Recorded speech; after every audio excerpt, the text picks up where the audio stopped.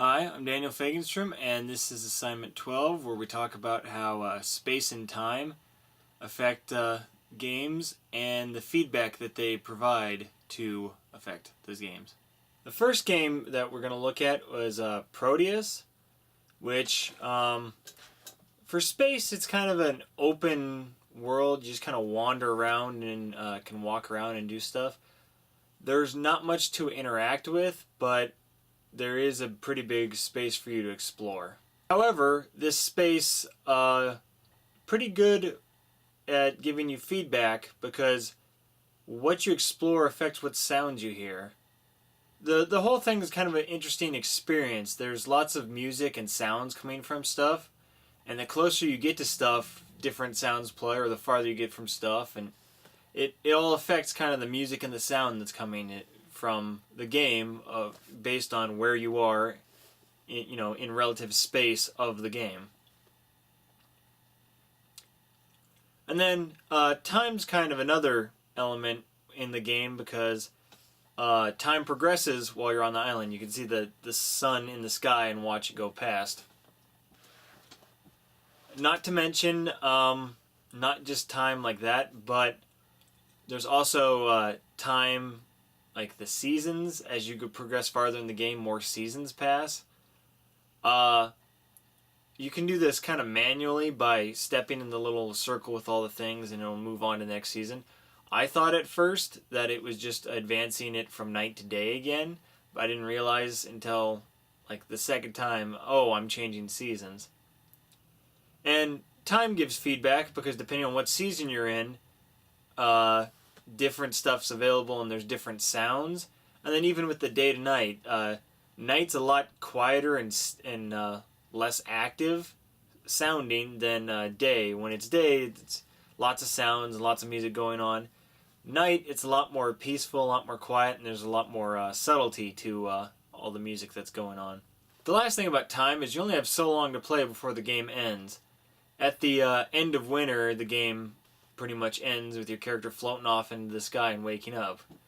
Which, I just want to say, while I was playing, and I was minding my own business, and all of a sudden I started floating up, that kind of startled me. That made me feel a little uneasy. You're walking around and all of a sudden you start flying. Like, oh, hey, what's going on here?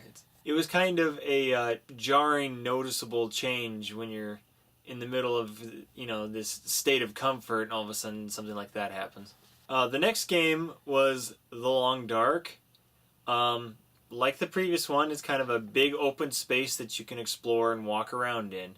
The point of this one, though, the last one you just kind of explored for music and your own sake. The point of this one is to survive. And there's feedback in the space in that what you can interact with. You'll find, I found a cabin, there's some backpacks, there's a corpse. You'll find stuff that you can interact with. And then time's a very big part of this game. As time progresses, lots of stuff will happen. You'll get colder, you'll get hungrier, you'll get more tired. As time goes on, your state, the wear on your being increases.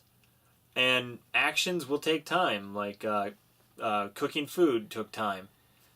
Finding firewood took time. And I mean, that's pretty much direct feedback.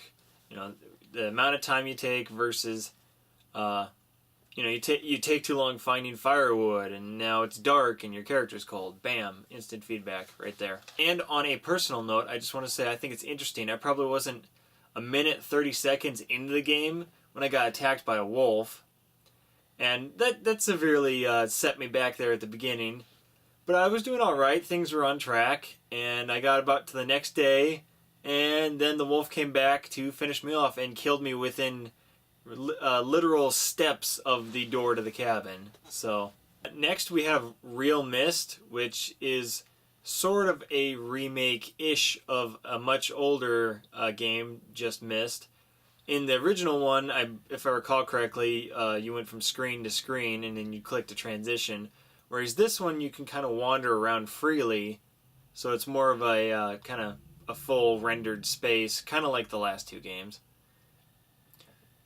And for feedback with the space here, there are things you can interact with, which they'd be referred to as the puzzles. All the stuff you can interact with is the puzzles. And you'll wander around and you'll like find a piece of paper and it'll have something written on it, and you won't know, like, oh, what puzzle does this go to? You could remember or write down what it is, and then you wander through the space to find what it correlates to. And then time. There's no real limit to time here. I mean, you're kind of free to do stuff at your own pace. I forget because it's been a while since I've played it. I think later on there's a part where time plays a important part. I think it's something like you hit a switch and then you kind of have to wander back before the power goes out to something. I don't know. I didn't get to play it very much because when I originally was playing this, it was on an older computer. And this version seems to have a real hard time working on Windows 8. I'm not sure what that's about. And then we have Another World, which is a remastered version of a much older game. And for Space here, this one's different than the other ones because it's pretty much a 2D platformer in a sense. As for the space itself, there is some exploration available, I believe, because as I noticed while I was playing it, I was given the option of one way where I kept getting crushed by rocks because I'm terrible at playing video games and couldn't dodge them. And the other way where I kept drowning because I'm terrible at video games and couldn't jump over the holes fast enough. The feedback in this game, in the space of this game, are definitely the obstacles and where obstacles are placed. Feedback's immediate because I messed up and I'm dead. Time is not so much a big factor as is timing. If you don't get your timing exactly on a lot of this stuff, you're dead, and then you have to go back and start again. Feedback there being you're not good at timing, you have to do it again. I do believe there's some parts, though, where time plays an important factor. I was kind of muddling around, screwing around at a part, not getting through it quickly, and eventually a guy came into the area and shot me. And then there's a Transistor, which is a top-down grid-based world without the grid-based movement, if that makes sense. Space is very important in this game, in that your attacks all depend on where you place yourself. And if you place yourself correctly, you can hit multiple enemies, and you need to, be where you can not get hit by enemies. The feedback there comes from, how successful your attacks are, or if you can hit multiple guys, and you do actually do more damage if you can get behind enemies. And I actually even had an instance where I lined up a shot and was going to, looked like it was going to hit like 3 enemies, and then it hit the wall in front of me because I didn't space myself correctly. And then time. Time is also very important in this game. It's pretty much your main combat ability. When you use it, time stops. And then you use this to queue up attacks and movement, so while everyone else is frozen, you rush forward and attack and move and all that other stuff. And there is a pretty good feedback here in that the more stuff you queue up and the more action you take, the longer it takes for that ability to recharge, and you can't attack or do anything while that's recharging. Lastly, there was the game Only If, which I didn't really care for. It's similar to some of the other ones in that it's a space you can wander around in, but it's not as open. It's confined to a room, and then a segment where you're in another room, and then a segment where you're in another room.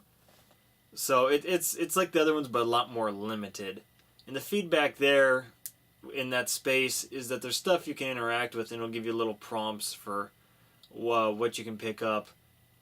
However, I felt like the feedback wasn't great because there were plenty of times where I found myself trying to figure out, what can I actually touch or what can I mess with.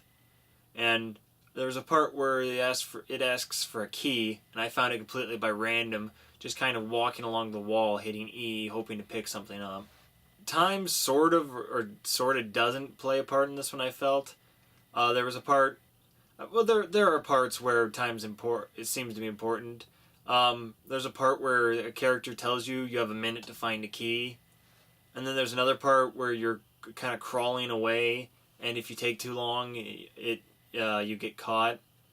There's no real repercussion for that, because it seems like both of those just send you to the back to the beginning of those segments. So I guess the feedback there is you're too slow, you have to try it again. There was no real hard repercussion, but there might have been more to this. I didn't actually play this one very long, and I will be honest and admit that. The last part of this video is to take the game that we've been working on in the past and apply feedback with the sounds and visuals into it. So I thought of a couple little things, such as during the combat parts, your gun could make a red flash when it needs to be reloaded. And the feedback there is you need to reload the gun, you've shot too many shots or whatever. And then on the space stage, there'd be established kind of borders that you can see in space that indicate what space you're in. So friendly space, neutral space, contested space, enemy space would all have different color areas around them, so you'd be able to tell, just by looking at the color, oh, I'm safe here, or oh, I should probably watch out what I'm doing here. And then other simple ones, such as just kind of slight outlines around objects you can interact with when you're in the combat mode. Kind of like the quest where I mentioned they going into the locker and finding the guns. That kind of locker would have like a little glow on it or something to indicate like, oh, I can go in there and open that. And then there'd be audio cues available, such as if you're in space and one of your friendly planets is attacked, a little message and a little sound alarm or whatever will pop up, and you'll be able to tell like, oh, something's being attacked, I should go check that out. And on space events or quests, there could be some that have a limited amount of time to finish them in, so there'd be a counter on the screen that's counting down until time is out. And then at incremental points in that countdown, there could be a little alarm or ticking sound to let you know more time's running out. Alright, well, I think that covers it for this week, and I guess I'll see you guys next week.